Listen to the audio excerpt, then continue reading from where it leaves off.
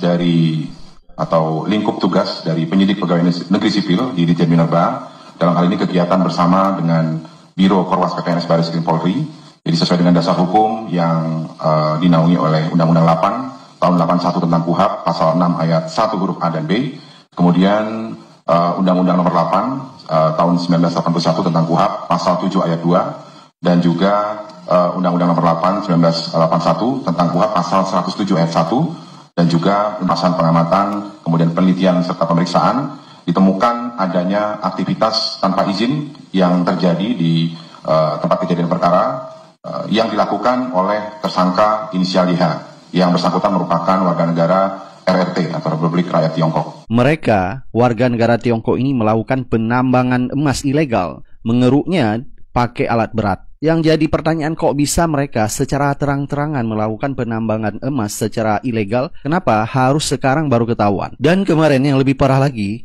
40 perusahaan Cina produksi baja ilegal di Indonesia. Pemerintah kecolongan, kata Menteri yaitu Perdagangan Zulkifli Hasan. Enak banget pemerintah mengatakan kecolongan. Kecolongan kok 40 perusahaan Cina lagi? Kalau kecolongan yang dilakukan oleh WNA tidak berbadan hukum, itu wajar, tapi ini 40 perusahaan bisa kecolongan. Nah, ternyata penambang emas ilegal dari warga Tiongkok ini bukan hanya terjadi baru kali ini saja. 2 tahun kemarin sudah pernah ditangkap mereka, dan ini terjadi lagi. Ini adalah sepertinya pemerintah membiarkan hal ini. Apalagi kemarin kita lihat berita, yaitu Luhut undang petani Cina tanam padi lahan 1 juta hektar. Dan ini lebih gila lagi, pemerintah menjual kedaulatan rakyat Indonesia hanya untuk kepentingan rakyat Tiongkok. Jadi bukan rahasia umum lagi kalau keberpihakan pemerintah kepada rakyat Cina, bukan kepada rakyat Indonesia.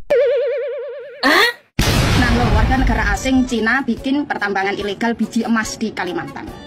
Mantep nggak tuh? Warga negara asing Cina baru diberi pekerjaan untuk mengerjakan proyek APBN aja, itu bisa nyolong bikin pertambangan emas ilegal di Kalimantan. Dan boncosnya, Pak Luhut bin Sarpanjaitan sekaligus pemerintah itu bikin program baru lagi, yaitu akan memberikan lahan seluas 1 juta hektar kepada Cina untuk dikembangkan di bidang pertanian. Baru diberi pekerjaan untuk mengerjakan proyek aja, warga negara Cina itu ada yang bikin pertambangan ilegal. Apalagi kalau diberi lahan seluas 1 juta hektar.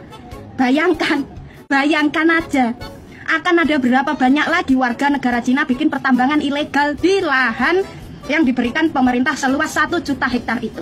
Dengan kejadian ini bukan akhir ya. Kalau sudah ditangkap, ini bukan akhir. Ini bisa disebut adalah awal. Kenapa? Karena kalau ada biji emas yang sudah ditambang, udah pasti akan ada biji emas lain yang akan ditambang secara ilegal. Karena lahannya diberikan secara sah oleh pemerintah kepada pemerintahan Cina. Kocak nggak tuh? Pemerintah lebih memilih bergandengan dengan Cina untuk mengembangkan 1 juta hektar lahan di Kalimantan untuk kepentingan pertanian. Pemerintah lebih memilih dalam tanda kutip mengimpor petani dari Cina daripada memberdayakan petani lokal. Seharusnya kalau emang niatnya dari awal itu pengen swasembada pangan, bukankah seharusnya pemerintah itu lebih memberdayakan petani lokal?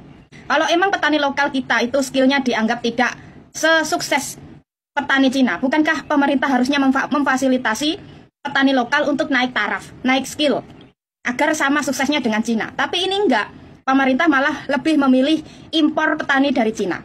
Padahal warga Kalimantan itu masih banyak petani yang tidak punya kebun atau sawah untuk digarap. Ini malah pemerintah lebih jor-joran memberikan luas lahan 1 juta hektar kepada Cina untuk diolah daripada memberikan lahan kepada rakyatnya sendiri. Dan anehnya, dari 1 juta hektar lahan, pemerintah hanya meminta jatah atau hasil pertanian itu sebesar 4-5 ton saja. Kocak nggak tuh? Padahal normalnya 4-5 ton hasil pertanian itu biasanya bisa didapat dari luas lahan 1 atau 2 hektar. Ini lucunya, dari luas lahan yang diberikan kepada Cina, pemerintah hanya minta jatah 4-5 ton saja, setara dengan 2 hektar lahan. Nah terus ibaratnya, kalau pemerintah memberikan lahan secara bertahap kepada Cina, mulai dari 100 hektar, 200 hektar, sampai total 1 juta hektar, masa iya dari per 100 hektar, negara hanya menerima hasil pertanian setara dengan 2 hektar saja? Lah terus hasil dari 98 hektar, semuanya dikirim ke Cina begitu. Pemerintah ikhlas, mayoritas hasil pertanian dikirim ke Cina begitu. Hanya karena Cina menjadi mitra pengembangan lahan di Kalimantan. Ini kan lebih nggak masuk akal lagi. Katanya pengembangan lahan di Kalimantan ini untuk swasembada pangan agar tidak impor terlalu banyak. Tapi dari luas lahan tersebut mayoritasnya semuanya dikirim ke Cina. Nah terus swaembadanya dari mana? Kalau mayoritas dari hasil pengembangan lahan di Kalimantan mayoritasnya Cina yang menikmati. Terus Indonesia swasembada pangannya dari mana? Hah? Pemerintah selama ini kepada rakyat itu selalu perhitungan, pelit banget. Tapi kalau kepada asing, jor-joran.